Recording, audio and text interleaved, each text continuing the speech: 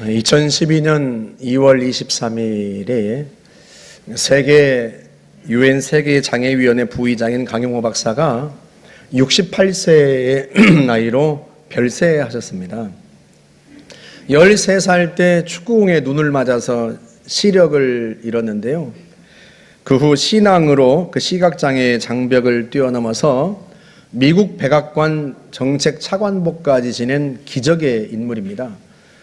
그래서 2011년도에 췌장암 선고를 받았을 때 그를 아는 분들과 가족들은 여태까지 그랬던 것처럼 그가 강인한 믿음으로 암을 이겨낼 거라고 기대를 했을 겁니다. 그런데요, 이분이 치료를 받지 않았습니다.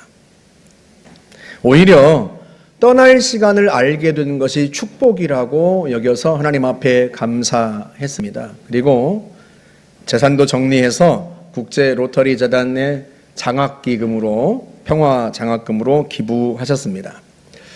그가 삶을 정리하면서 가족들과 사랑하는 사람들에게 편지를 썼는데요. 그 중에 몇 대목만 중간중간 생략하고 한번 읽어드리겠습니다. 사랑하는 나의 아내에게 몇 자 적어봅니다. 지난 50년간 늘 나를 위로해 주던 당신에게 난 오늘도 이렇게 위로를 받고 있고 당신이 있었기에 모든 것이 가능했습니다. 아직도 봄날 반짝이는 햇살보다 눈부시게 빛나고 있는 당신을 난 가슴 한가득 안고 떠납니다. 사랑합니다. 사랑합니다. 사랑합니다. 그리고 고마웠습니다. 나를 아껴주신 모든 분들께 올립니다. 여러분으로 인해 저의 삶이 더욱 사랑으로 충만하고 은혜로웠습니다. 감사합니다. 2011년 12월 16일 강영우 드림. 그는 왜 항암 치료를 하지 않았을까요? 그가 그렇게 죽음 앞에서 의연할 수 있었던 것은 무엇 때문일까요? 여러분, 제 말을 오해하지 마세요. 죽음의 위협 앞에서도 의연했던 그 태도에 대한 말씀을 드리는 겁니다. 물론 저도 암에 걸린다면 당연히 항암 치료를 받을 겁니다. 다만 우리도 인류의 가장 크고 두려운 적인 죽음 앞에서 의연할 수 있으면 좋겠다, 그런 뜻입니다. 그렇다면 무엇이 강용호 박사를 죽음 앞에서도 의연하게 만들었을까? 무엇이 우리를 그렇게 만들 수 있을까? 간혹 어떤 분들이 오늘 본문을 읽고 이렇게 질문을 합니다. 목사님, 왜 하나님은 야고보 사도는 건져주시지 않고 베드로 사도만 죽음에서 건져주십니까? 이 질문 속에는 죽음은 실패고 생명을 건진 것은 성공이라고 하는 그러한 관점이 배어 있습니다. 그런데 관점을 달리해서 한번 질문을 해볼까요? 야고보 사도가 하나님께 섭섭했을까요? 자신을 죽음에서 건져주지 않아서 하나님 앞에 서운했을까요? 어떤 분들은 그렇게 말합니다. 야고보 사도가 살았다면 죽어서 한 일보다 살아서 한 일이 훨씬 더 많고 훨씬 더 컸을 텐데 하고 이야기를 합니다. 정말로 그럴까요? 그가 살아서 할 수 있는 일이 죽어서 할 수 있는 일보다 더 크고 위대하다고 말할 수 있을까요? 야고보 사도가 헤롯 왕의 칼날 앞에서도 전혀 두려움이 없이 당당했을 때, 그때 박해 가운데 있던 성도들에게 그 모습이 얼마나 큰 용기와 격려가 되었겠습니까? 여러분, 혹시 오래전에 코어바디스라는 영화를 보신 적이 있습니까? 그 영화 속에 베드로가 어떻게 순교했는지 교회사에 전해 내려오는 전승에 관한 한 장면이 그 영화 속에 나옵니다. 네로의 박해 때 베드로가 박해를 피해서 로마를 빠져나가는데 예수님께서 그에게 나타나십니다. 그런데 예수님은 그와 정반대 방향으로, 그는 로마를 빠져나오고 있는데 예수님은 로마를 향해서 가고 계신 것처럼 베드로의 눈에 보인단 말이죠. 그래서 주님께 묻습니다. 주님, 어디로 가시나이까? 쿠오 바디스 도미네. 주님이 뭐라고 대답을 하시냐면, 나는 네가 버리고 간 로마의 형제들을 위하여 십자가를 지려고 간다. 그렇게 말씀을 하세요. 베드로가 그 말씀을 듣고 크게 감동을 받고 다시 로마를 향해서 갑니다. 그리고 로마의 그 원형 경기장에 수많은 성도들이 붙잡혀서 죽음 앞에 서 있는데 두려워하고 있는데요. 그 원형 경기장 안에 베드로가 나타납니다. 그 장면을 보고요, 성도들의 표정이 확 바뀝니다. 어두웠던 성도들의 표정에 환한 미소가 드리우고요, 성도들이 찬양을 부르기 시작합니다. 그때 그 박해 속에 있던 그 성도들에게 베드로가 얼마나 큰 힘이 되었겠습니까? 자기들을 위하여 죽음의 불 가운데로 들어온, 죽음을 두려워하지 않고 그 죽음 가운데로 들어온 베드로를 보면서요, 성도들은 자기들이 놓치고 있었던 것, 하나님의 나라에 대한 소망을 붙잡게 되고 기쁘게 자신들의 생명을 주님을 위해 내어놓을 수 있었던 거죠. 그러니 야고보 사도가 살아서 한 일보다 죽어서 한 일이 적을 거라고, 그 영향력이 더 적을 거라고 어떻게 말할 수 있겠습니까? 오히려 바로 헤롯 왕의 칼날 앞에서 당당했던 그의 모습은 박해 속에 있던 많은 성도들에게 큰 용기와 힘이 되었을 거란 말이죠. 그리고 헤롯의 칼에 죽게 되었을 때요, 야고보 사도는 전혀 섭섭하지 않았을 거예요. 그걸 어떻게 하는가? 그 당시 동료들을 보면 압니다. 여러분, 스데반을 한번 생각해 보세요. 우리 사도행전 7장으로 돌아가 볼까요? 59절 말씀. 그들이 돌로 스데반을 치니 스데반이 부르짖어 이르되 주 예수여 내 영혼을 받으시옵소서 하고 무릎을 꿇고 크게 불러 이르되 주여 이 죄를 그들에게 돌리지 마옵소서, 이 말을 하고 자니라. 스데반이 돌에 맞아 죽어가면서 주님, 왜 제가 주님 앞에 충성스러웠는데 저를 이 폭도들에게서 건져주지 않으십니까? 하고 원망하지 않았어요. 죽음을 담담하게 받아들입니다. 심지어 자기를 돌로 치는 자들을 위해서 기도합니다. 주여 이 죄를 저들에게 돌리지 마십시오. 저들을 용서해 달라는 그 기도를 합니다. 그는요, 세상의 논리로는 설명할 수 없는 사람이었어요. 그는 죽음이 전혀 위협할 수 있는 그런 사람이 아니었습니다. 죽음의 세력은 부활하신 예수 그리스도로 말미암아 이미 끝장났다는 것을 그는 알고 있었단 말이죠. 그래서 실제로 그는 죽음의 위협 앞에서 전혀 두려워하지 않았던 거죠. 우리 사도행전 6장 15절도 볼까요? 공회 중에 앉은 사람들이 다 스데반을 주목하여 보니 그 얼굴이 천사의 얼굴과 같더라. 얼마나 확신에 차 있고 얼마나 평온하고 얼마나 빛이 나는지, 스데반을 죽이려고 모였던 사람들의 눈에도 스데반이 천사의 얼굴처럼 보였다는 거예요. 그는 이미 죽음을 이긴 사람입니다. 죽음이 무력화된 하나님 나라의 백성입니다. 야고보 사도도 마찬가지입니다. 그리고 이런 태도는 지금 감옥에 붙들려서 내일이면 죽을 수 있는 죽음의 위협 앞에 있는 베드로도 마찬가지입니다. 우리 사도행전 12장 오늘 본문 6절 한번 볼까요? 헤롯이 잡아내려고 하는 그 전날 밤에 베드로가 두 군인 틈에서 두 쇠사슬에 매여 누워 자는데 파수꾼들이 문 밖에서 옥을 지키더니, 이 장면을 볼 때마다 참 탄복하게 됩니다. 세상에 얼마나 마음이 평안하면 이런 상황에서도 잠을 잘 수 있을까? 도망치지 못하게 하려고 행여 누가 구출하러 올까봐 손과 발을 쇠사슬로 묶어놨단 말이죠. 게다가 두 군인이 양 옆에서 베드로를 바짝 붙어가지고 지키고 있었습니다. 그런 상황에서도요, 베드로가 평안하게 잠을 잡니다. 여러분, 단순하게 잠이 든 게 아니에요. 아예 잠잘 준비를 다 하고 잠을 잔 겁니다. 오늘 본문 8절을 보세요. 천사가 이르되 띠를 띠고 신을 신으라 하거늘 베드로가 그대로 하니 천사가 또 이르되 겉옷을 입고 따라오라 한대. 그러니까 그가 허리띠도 풀고 신발도 벗고 겉옷도 벗고 아예 잠잘 준비를 다 하고 잠이 든 거예요. 내일이면 교수형에 처해지는데 말이죠.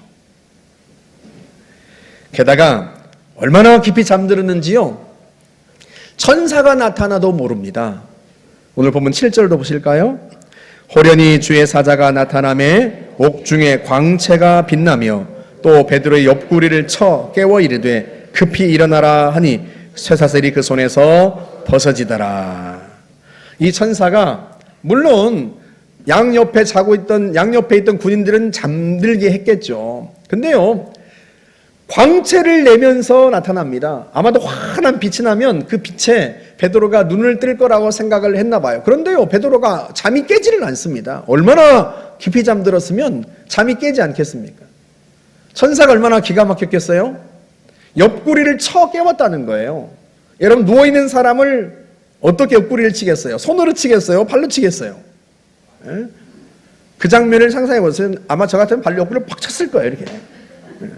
야, 빨리 안 일어나. 여러분, 급히 일어나라. 성경은 고상하게 기록했는데요, 천사는 그러지 않습니까? 옆구리를 발로 퍽 차면서 안 일어나? 빨리 일어나. 여기가 무슨 콘돈 줄 알아. 그러고 깨우는 거예요. 옆구리를 발로 쳐서 깨웠는데도 불구하고요, 베드로가 이게요, 잠이 안 깨가지고 여전히 비몽사몽이에요. 그 다음 9절 말씀도 보세요. 베드로가 나와서 따라갈새 천사가 하는 것이 생시인 줄 알지 못하고 환상을 보는가 하니라.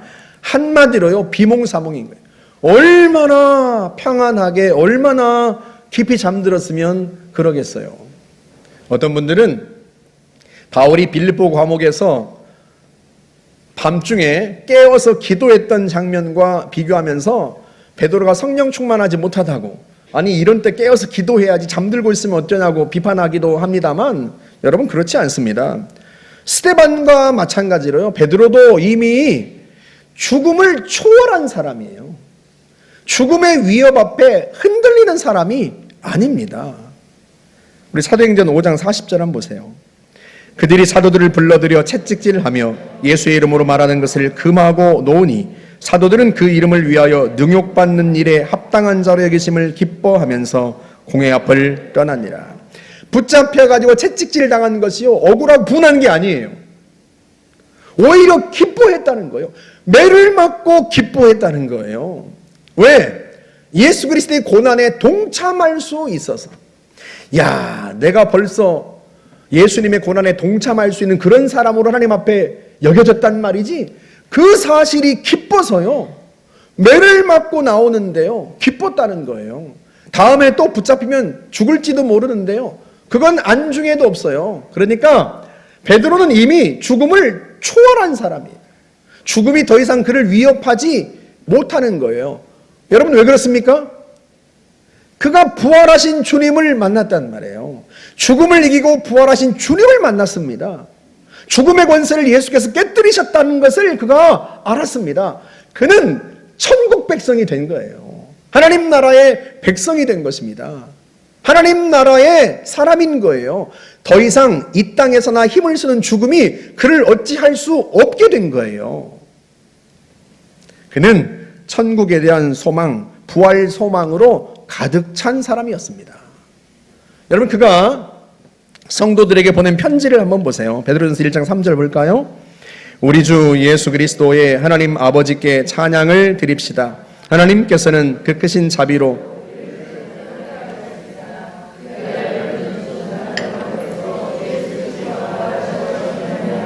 우리로 하여금 산 소망을 갖게 해 주셨으며, 예수님의 부활이 그에게 어떤 소망을 주었기에 그가 그 소망을 산 소망이라고 표현했을까요?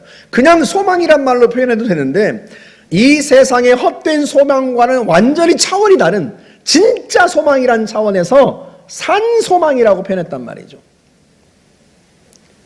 예수님의 부활이 그에게 어떤 소망을 주었어요? 새로 태어났다. 어떤 존재로? 하나님의 자녀된 존재로. 예수 그리스도께서 십자가 위에서 죽으심으로 죽음의 권세를 끝장내시고 죄의 세력을 끝장내시고 부활하심으로 말미암아 그 사실을 온 세상에 공포하셨습니다. 그는 그 순간 하나님의 자녀로 자신이 완전히 새로 태어난 걸 알았어요. 하나님의 자녀가 된 거예요. 하나님의 나라를 유업으로 받은 것입니다. 상속자가 된 거예요. 그 사실이 그에게 얼마나 감격스러웠겠어요. 여러분, 이렇게 한번 설명을 해볼까요? 상상이에요. 뭐 상상도 못하겠습니까? 세계 최고의 갑부가 어느 날 세상을 떠나면서 생면부지의 여러분에게 남태평양의 그 아름다운 휴양지 통째로 그 섬 전체를 여러분에게 상속했다고 한번 생각해 보세요. 한번 생각을 해보자고. 네? 여러분, 그게 얼마나 믿기 어려운, 뭐 그 날아온 레터를 보니까 뭐 전 세계에 사는 한 사람을 추첨해서 뭐 하나님의 은혜가 정말로 이와 같다는 것을 보여주기 위해서 추첨했는데 당신이 당첨되었다. 뭐 이러면서 남태평양 아름다운 그 섬을 그 사진으로 보여주고 거기에는 콘도며 뭐 휴양시설들을 쫙 보여주고 이것이 당신의 것이 되었습니다. 이러면 와, 뭐 몇 번이고 확인도 해보고 전화도 걸어보고 안 되는 영어 가지고 오케이? 리얼리? 뭐 이러면서 확인하고 확인만 하겠어요, 여러분? 당장 비행기 티켓을 꺼내가지고요. 그 섬으로 날아가 보지 않겠습니까? 얼마나 기대가 되고 얼마나 가슴이 들뜨겠어요. 내 눈으로 확인해 보아야 직성이 풀리지 않겠습니까? 하나님의 나라는 이런 것과는 차원이 달라요. 온 우주의 창조주이시고 영원하신 하나님께서 우리를 자녀로 삼으셨다는 거예요. 그리고 그 하나님의 나라를 상속하셨다는 거예요. 우리가 상속자가 되었다는 거예요. 이 소망은 얼마나 놀라운지, 예수의 부활이 분명한 사실이듯이 자신이 받은 상속이 의심할 수 없는 분명한 사실인 거예요. 그래서 산소망이에요. 산소망. 그러니 여러분, 베드로가 죽음이 두려웠겠습니까? 천만에요. 오히려 죽음은 하나님의 나라로 향해 가는 관문이란 말이죠. 다만 이 땅에 사는 것은 하나님의 자녀로서 하나님의 뜻을 실현하기 위해서예요. 좀 쉽게 표현하면 하나님 나라의 대사로 파견된 거란 말이죠. 하나님 나라의 대사가 되어서 이 땅에서 하나님의 나라의 뜻을, 하나님의 나라를 실현하고 하나님의 뜻을 실현하기 위해서 이 땅에 사는 거예요. 그리고 우리가 그 대사로서의 사명을 다 하고 난 다음에는, 여러분, 대사는 반드시 본국으로 송환한단 말이에요. 그렇게 하나님 나라의 대사로 살아가다가 본국으로 송환되는 것, 그게 죽음이에요. 여러분, 그러니 죽음이 두려움으로 다가올까요? 아니에요. 오히려 그렇게도 그리워하던 예수님을 만나러 가는 길입니다. 살아계신 하나님 아버지를 뵈러 가는 길입니다. 내가 상속받은 하나님의 나라를 확인하러 가는 그런 순간이란 말이죠. 그러니 여러분, 죽음이 두려울 리가 없죠. 모든 믿음의 사람들은요, 이 영적 진리 안에 살았어요. 바울은 빌립보 3장 20절에서 이것을 시민권이라고 하는 말로 표현합니다. 우리 함께 읽어볼까요? 그러나 우리의 시민권은 하늘에 있는지라 거기로부터 구원하는 자 곧 주 예수 그리스도를 기다리노니. 우리의 시민권은 어디에 있다? 하늘에 있다. 우리는 하늘나라 시민권자입니다. 당연히 그 하나님의 나라로 돌아가야 합니다. 그렇게 본국으로 돌아가는 건 그게 죽음이에요. 다만 이 땅에서 하나님 나라의 대사로서 하나님의 뜻을 실현해 가는 거죠. 만약 우리에게 안타까운 게 있고 좀 아쉬운 점이 있다면, 하나님 나라의 대사로서 하나님이 내게 주신 사명을 혹시라도 다 이루지 못할까, 그것이 아쉽고 그것이 두려운 것이지 죽음이 두려운 게 아닌 거예요. 여러분, 이 영적 진리들을 모든 믿음의 사람들은 누리며 살았습니다. 이건 구약의 성도들도 마찬가지였어요. 우리 히브리서 11장 9절 말씀 보세요. 믿음으로 그가 이방의 땅에 있는 것 같이 약속의 땅에 거류하여 동일한 약속을 유업으로 함께 받은 이삭 및 야곱과 더불어 장막에 거하였으니.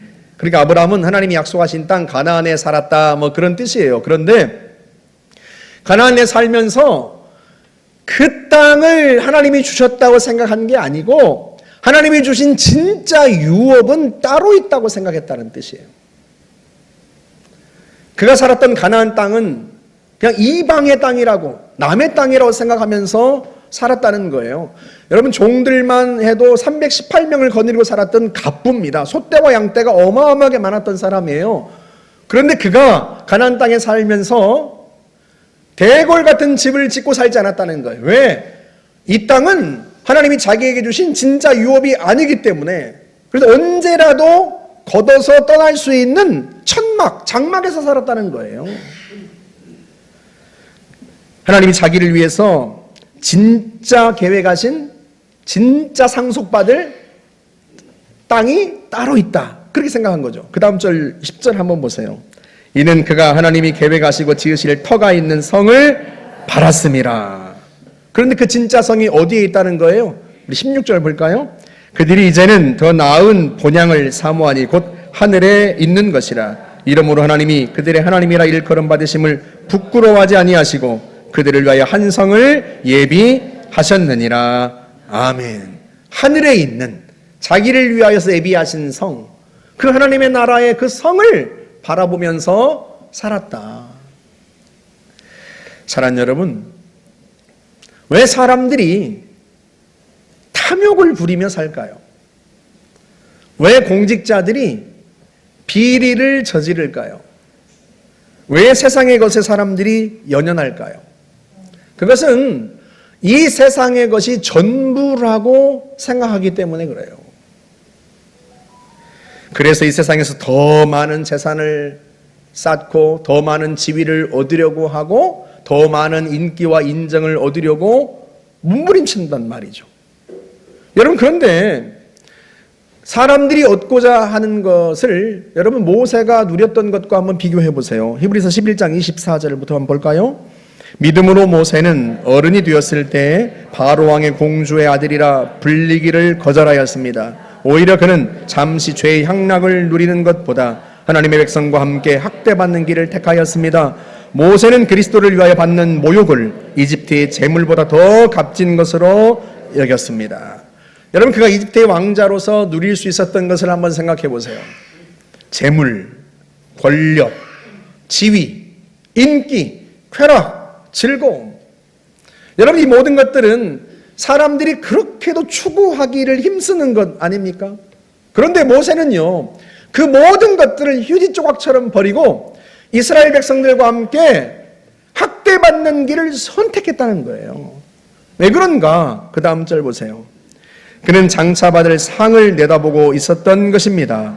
믿음으로 그는 왕의 분노를 두려워하지 않고 이집트를 떠났습니다.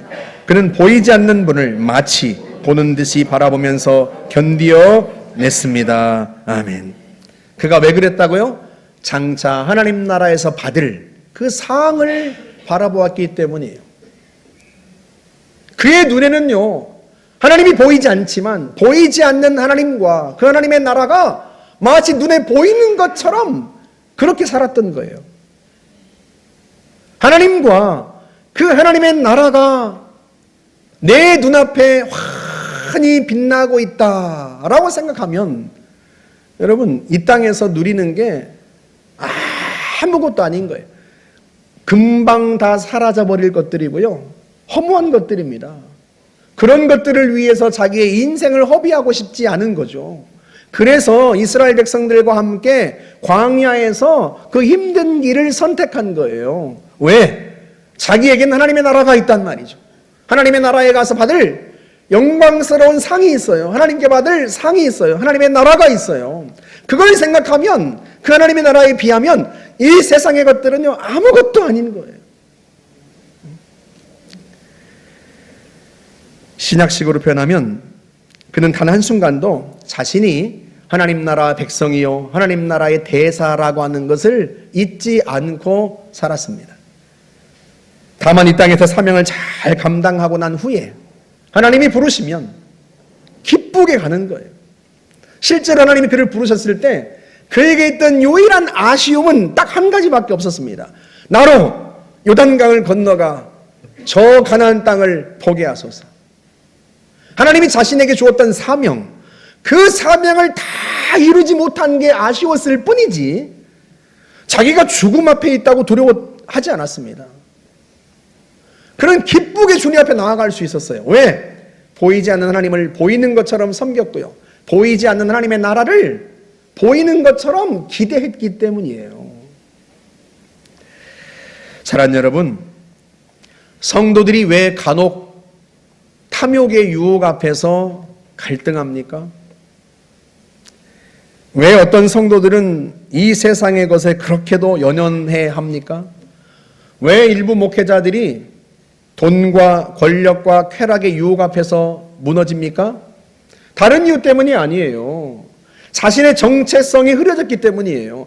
천국의 시민권자라고 하는, 하나님의 나라의 대사라고 하는, 하나님의 자녀라고 하는 자신의 신분, 그 정체성이 흐려졌기 때문이에요. 그의 눈이 흐려진 거예요. 예수님은 이런 일이 일어날까 봐 그렇게도 제자들에게 하나님의 나라를 설명해 주시려고 애를 쓰셨던 겁니다.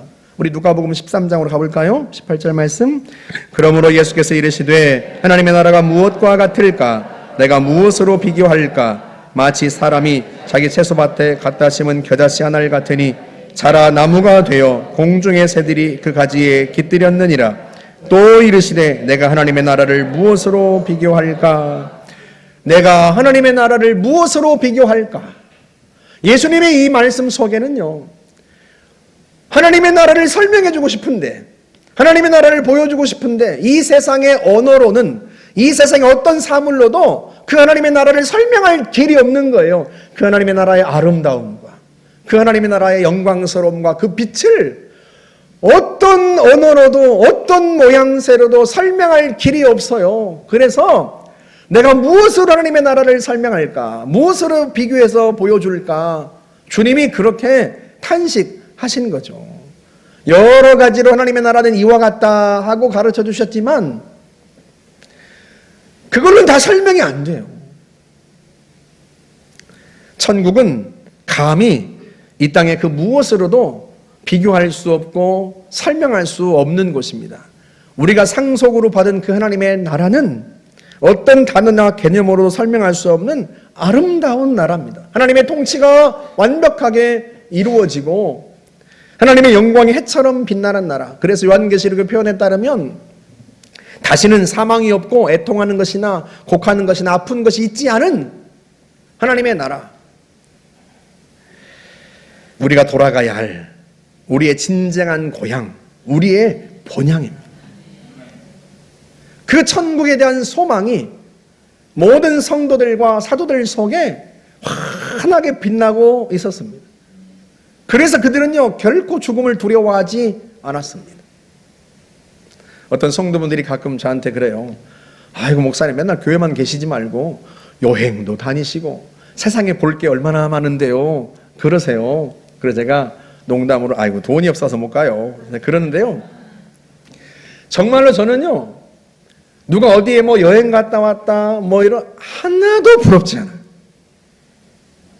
정말로 제 마음을 확 다 열어 보여드릴 수 있다면 보여드리겠네요.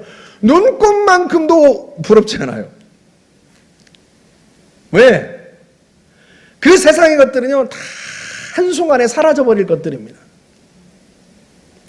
제가 여행을 별로 다니지 않았지만 세계 여행도 뭐 한 번도 가본 적이 없지만 딱 한 번 성지순례를 이제 성도분들이 보여주어서 코로나 직전에 갔다 왔잖아요. 제가 간다면 한 번 더 딱 거기를 가고 싶더라고요. 갈릴리 바다. 그 갈릴리 바다에서 바닷가 바로 옆에서 점심 식사를 하고 좀 자유 시간을 주었는데요. 다른 사람들은 뭐 그 식당 앞에서 커피 마시고 수다 떨고 있는데요. 저는 갈릴리 바닷가에 내려와서 그 바닷가에 그 파도가 찰랑인데 앉아 있는데요. 얼마나 좋은지. 예수님이 이 바닷가를 거니셨다고 생각하니까요, 그 예수님의 채취와 그 예수님의 그 모습이 마치 내 앞에 있는 것처럼 그렇게 느껴지는 거예요. 얼마나 좋은지. 제가 거기를 떠나는 게 너무 아쉬워서 흙을 퍼왔잖아요. 그 모래를 퍼다가 지금도 제 책상에 유리병수에 담아두었어요. 그 갈릴리 바다가 그렇게 아름답고 좋았던 건 풍경 때문이 아니에요. 우리 예수님이 거니셨던 곳, 제자들과 함께 거니시면서 그곳에서 말씀을 전하셨던 곳. 아, 예수님께서 바닷가 조금 저 해변에 배를 띄워서 그 배 위에 앉아서 이렇게 나처럼 해변가에 앉아있는 사람들에게 말씀을 전하셨겠구나 생각하니까요, 그 모습이 마치 정말 눈앞에 보이는 것처럼 너무 좋은 거예요. 우리가 내년에 터키 성지순례 가지 않습니까? 아쉽게도 이스라엘은 지금 위험해서 갈 수 없고 터키 성지순례를 가는데 우리가 풍경을 보려고 하는 게 아니잖아요. 바울이 그 산맥을 걸어서, 우리는 차로 이동하겠지만 그 산을 두 발로 걸어서 넘고 그렇게 해서 복음을 전하려고 돌아다녔는데, 그가 결혼도 하지 않고 세계 제1의 석학이, 그 로마의 시민권자인 그가 세상의 부와 명예를 다 헌신짝처럼 버리고 그렇게 고생스러운 길을 왜 걸었을까? 우리가 그 길을 걸어오면서 그의 채취를 느껴보는 거예요. 나는 얼마나 감격스러울까? 그 생각이 들어요. 우리가 그 힘든 길을 걸어보면서, 그 힘든 산을 넘어보면서 바울은 왜 이런 힘든 길을, 세상의 명예와 모든 걸 다 버리고 이 길로 갔을까? 다른 것 때문이 아니에요. 세상에서 누리는 것들은 한순간에 다 지나가 버리는 것들이란 말이죠. 헛된 소망입니다.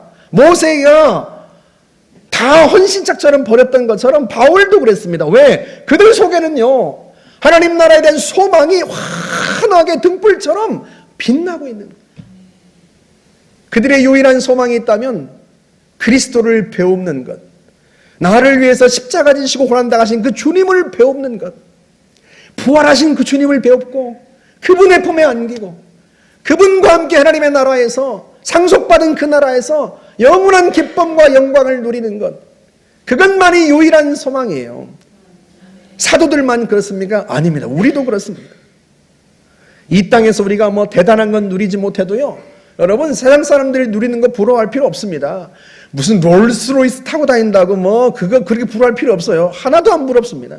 뭐 우리 교수님 100평에 사셨거든요. 100평. 저기 워커힐 아파트 복층 한 층에 50평씩이야. 50평씩 복층 100평이야. 100평. 부러워할 거 하나도 없어요. 하나님의 나라는, 하나님이 여러분을 위해서 준비하시는 그 성은 세상에서는 볼 수 없는 아름다움이란 아름다움으로는 표현할 수 없는 그런 곳이란 말이죠. 우리가 그런 하나님의 나라를 상속받은 거예요. 여러분, 강용호 박사가 생을 포기한 게 아닙니다. 자신이 말했던 것처럼 나는 생을 포기한 게 아니다. 다만 그는 이 땅에서 자신의 인생의 목표를 이루었고 하나님이 주신 사명을 다 이루었다는 거예요. 자신은 그 사명을 다 이루었기 때문에 생에 대한 조금도 아쉬움이 남아있지 않다는 거예요. 이제는 하나님을 뵙고 싶다는 거예요. 그리워하던 그 주님을, 그 하나님의 나라에 가서 하나님을 배웠고 그 나라에서 영원한 안식과 기쁨을 누리고 싶다는 거예요. 그게 그분의 말씀이에요. 그러니 자기의 죽음을 슬퍼하지 말라는 거예요. 가족들에게 이야기합니다. 아직은 68세라고 한 70세도 안 된 젊은 나이지만 믿음으로 하면 이길 수 있었겠죠. 믿음으로 모든 난관들을 뚫고 왔으니까요. 미국 백악관의 정책 차관보까지 오른 인물이니까요. 장애인에게는 유학의 길이 열려있지 않은 시대에, 그런 시대의 모든 난관들을 믿음으로 뚫고 그 엄청난 일을 해낸 인물이니까요. 여러분, 그 병 하나 이기지 못했겠습니까? 그러나 이분에겐 그런 문제가 아니에요. 이분에게 아쉬울 것이 하나 있었다면 아마도 자신의 사명을 다 이루지 못했다면 그게 아쉬웠을 거예요. 그게 아쉬웠다면 아마도 암투병을 하고 기도로 이겼겠죠. 하지만 자기에게는 아쉬움이 남아있지 않아요. 왜? 사명을 다 이루었다는 거예요. 우리도 마찬가지입니다. 왜 우리가 이 땅에서 열심히 살아갑니까? 왜 우리의 질병을 치유해 주시기를 하나님 앞에 기도하고 어려움 난간에 복창했을 때 왜 우리가 그걸 뚫고 나아가려고 합니까? 그건 다른 것 때문이 아니에요. 이 세상 것에 대한 욕심 때문이 아니라 하나님이 내게 주신 사명을 이루기 위해서, 그 사명을 다 이루지 못하고 할까봐 그게 아쉽고 그게 두려워서 우리는 치유를 위해서 기도하고 하나님이 내 길을 열어주시기를 위해서 기도하는 거죠. 여러분, 세상 것에 우리가 미련이 남을 게 뭐가 있겠습니까? 우리에겐 영원한 하나님의 나라가 기다리고 있습니다. 예수 그리스도께서요, 십자가 위에서 사단의 머리를 박살내셨습니다. 예수님께서 죽음에서 부활하심으로 말미암아 죽음의 권세를 깨뜨리셨어요. 그 주님께서 우리에게 물으십니다. 나는 부활이요 생명이니 나를 믿는 자는 죽어도 살겠고 무릇 살아서 나를 믿는 자는 영원히 죽지 아니하리니 이것을 네가 믿느냐? 여러분 믿습니까? 주님의 부활 생명이 우리 안에 있습니다. 우리가 하나님의 자녀로 다시 태어났고요, 영원한 생명이 우리 안에 있어요. 하나님의 나라를 우리가 상속받았습니다. 우리가 이 땅에 사는 것은 하나님 나라의 대사로서 하나님 우리에게 주신 사명을 이루기 위해서 존재하는 것입니다.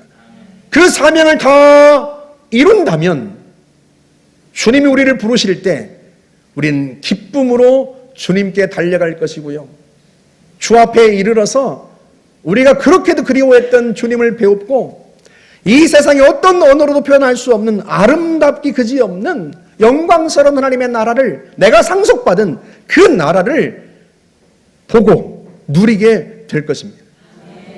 이 천국 소망이 여러분 속에 충만하시기를 주님의 이름으로 축복합니다. 우리 같이 한번 기도하겠습니다. 주님이 우리에게 천국 소망으로 충만하게 해주십시오. 세상 것에 연연하지 않게 해주십시오. 성령께서 우리에게 보여주시는 천국 소망으로 말미암아 다만 우리가 이 땅에서 주님 주신 사명을 다 이룰 수 있도록, 다 이루고 갈 수 있도록 하나님 도와주십시오. 우리 같이 한번 함께 기도하겠습니다. 자비로우신 하나님 아버지, 은혜를 감사합니다. 하나님의 자녀로 다시 태어나게 하신 하나님을 찬양합니다. 우리에게 부활의 생명을 주시고 영원한 생명을 주신 하나님을 찬양합니다. 하나님의 나라를 상속받게 하신 그 여호와 하나님을 찬양합니다. 우리가 받게 될 그 하나님의 나라, 영광스러운 나라 일날을 소망하며 살아갑니다. 다만 주님 우리를 부르실 그날에 하나님 우리가 아쉬움이 남지 않기를 원하여 하나님 우리가 주님이 맡겨진 사명을 최선을 다해 감당하기를 원합니다. 아버지는 가정에서, 직장에서, 학교에서, 교회 공동체 안에서, 마을에서 하나님 우리에게 주신 그 사명, 하나님 나라의 대사로서 하나님의 뜻을 실현하고 하나님의 나라의 모습을 보여주는 그 사명들을 넉넉히 이루고 갈 수 있기를 하나님 원합니다. 성령님 역사하여 주옵소서. 평생의 하나님 나라의 대사로서 아버지 하나님의 뜻을 이루며 살아가다가 하나님이 부르시는 그날에 기쁨으로 하나님 앞에 달려나갈 수 있는 천국 소망으로 충만한 하나님의 백성들이 다 되게 하여 주시기를 바라고 원합니다. 성령님 역사하여 주옵소서. 우리가 이 땅에 세상의 것에 연연하지 않기를 원합니다. 잠시 있다 사라져버릴 세상의 것들에 연연하지 않기를 원합니다. 우리 안에 천국 소망이 충만하고 내가 누구인지 하나님 나라의 백성, 하나님 나라의 자녀라고 하는 상속자라는 그 정체성이 환한 불빛처럼 빛나오르게 하여 주시기를 바라고 원합니다. 성령님 역사하여 주옵소서. 은혜를 베풀어 주옵소서. 아브라함처럼, 모세처럼, 야고보처럼, 베드로처럼, 초대교회 성도들처럼 하나님의 나라를 바라보며 이 땅에서 하나님의 영광을 위해 살아갈 수 있는 주의 백성들이 되게 하여 주옵소서. 성령님 역사하여 주옵소서. 은혜를 베푸실 줄 아시옵나이다. 우리가 치유를 위해서 한번 기도합시다. 여러분의 병을 치유해달라고 기도하고요, 여러분의 가족들의 병을 치유해달라고 기도하시고 또 현승이를 위해서도 기도하겠습니다. 항암, 암 주사가 너무 세서 좀 부작용 때문에 굉장히 힘들어하고 있는데 하나님께서 이 아이를 치료하여 주시어서 평생에 하나님의 뜻을 다 이루게 해달라고 기도하고요. 우리 역시도 하나님 우리에게 건강 주셔서 하나님께서 주신 사명들을 다 이루고 갈 수 있도록 도와주십시오. 우리 같이 한번 치유를 위해서 기도하겠습니다. 자비로우신 하나님 아버지, 참으로 함께 해주시니 감사합니다. 나는 너희를 치료하는 여호와라. 주님이 친히 말씀하여 주었습니다. 병든 자가 있느냐 장로를 청하여 기도할 것이요 서로 병낫기를 위하여 기도하라 말씀하여 주었습니다. 하나님 아버지, 우리가 이 땅에서 이루어야 할 사명이 있기 때문입니다. 하나님, 우리를 부르실 때 아쉬움이 없이 기쁨으로 달려나갈 수 있도록 하나님, 우리가 이 땅에서 우리에게 준 사명들을 다 완수할 수 있기를 원합니다. 이를 위하여 하나님 아버지, 우리에게 건강을 허락하여 주시기를 바라고 원합니다. 하나님, 사랑하는 성도들의 질병을 치유하여 주옵소서. 머리부터 발끝까지 심장과 신장과 폐와 간과 위장과 내장과 소장과 이장을 하나님 췌장을 하나님 깨끗하게 치료하여 주시기를 바라고 원합니다. 하나님, 혈관과 근육과 신경과 뼈마디와 관절 골수를 주님이 치료하여 주시기를 바라고 원합니다. 하나님, 연승이를 치료하여 주옵소서. 아들을 깨끗하게 치료하여 주옵소서. 나사렛 예수 이름으로 살아난 아들은 깨끗함을 얻을 치여다. 건강을 치여다. 모든 질병의 세력들은 암세포들은 나사렛 예수 이름으로 떠나갈 치여다. 소멸될 치여다. 그리함으로 말미암아 이 아이가 평생에 하나님이 자신에게 주신 사명을 완수하게 하여 주시옵고 하나님의 살아계신 마귀의 영광을 많은 사람들에게 나타낼 수 있게 하여 주시기를 바라고 원합니다. 성령님 역사하여 주옵소서. 은혜를 부어 주옵소서. 하나님, 우리를 치료하시고 우리의 길을 여시며 막힌 곳을 뚫어 주시어서 아버지 하나님, 우리에게 주신 사명을 다 이루게 하여 주옵소서. 하나님, 그리하여서 주님의 나라에 이르는 그 순간에 우리가 기쁨으로 주님 앞에 달려나아갈 수 있도록 하나님 은총을 베풀어 주시기를 바라고 원합니다. 역사하여 주옵소서. 축복하여 주옵소서. 주님 감사합니다. 주님 감사합니다. 전능하신 하나님 아버지, 우리에게 한 가지 아쉬움이 있다면 하나님의 뜻을, 하나님 우리에게 주신 사명을 하나님 나라의 대사로서 다 이루지 못할까, 그것이 염려됩니다. 그러하오니 전능하신 아버지, 사랑하는 성도들에게 건강을 주시옵소서. 하나님, 병 때문에, 육신의 연약함 때문에 주님이 주신 사명을 이루지 못하는 그런 성도가 없도록 하나님 이 순간 사랑하는 성도들을 깨끗하게 치료하여 주옵소서. 현승이를 깨끗하게 치료하여 주옵소서. 우리의 병든 가족들을 하나님 깨끗하게 치료하여 주옵소서. 나사렛 예수 이름으로 사랑하는 성도들은 모든 질병에서 해방될 치여다. 나사렛 예수 이름으로 모든 질병의 세력들은 성도들에게서 떠나갈 치여다. 육신의 약한 부분들은 예수 이름으로 온전하여질 치여다.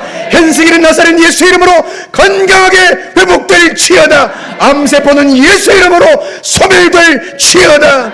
전능하신 아버지, 주님께서 역사하여 주시어서 하나님 우리에게 주신 사명, 가정에서, 직장에서, 학교에서, 하나님이 마을에서 하나님 우리에게 주신 사명들을 다 완수할 수 있기를 원합니다. 하나님 나라의 대사로서 하나님의 뜻을 실현하며 하나님의 영광을 드러내며 살아갈 수 있기를 원합니다. 성령님 역사하여 주옵소서. 그 사명을 다 이루는 날 주님이 부르시면 하나님 기쁨으로 나아가기를 원합니다. 우리에게 상속된 하나님의 나라를 바라보며 우리가 그렇게도 보고 싶어하고 그리워했던 우리 주님을 뵈어가는 그 순간 감격에 차 기쁨으로 달려갈 수 있기를 원합니다. 하나님 우리에게 그 소망으로, 산 소망으로 충만하게 하여 주옵소서. 감사드리며 예수님의 이름으로 기도하옵나이다. 아멘.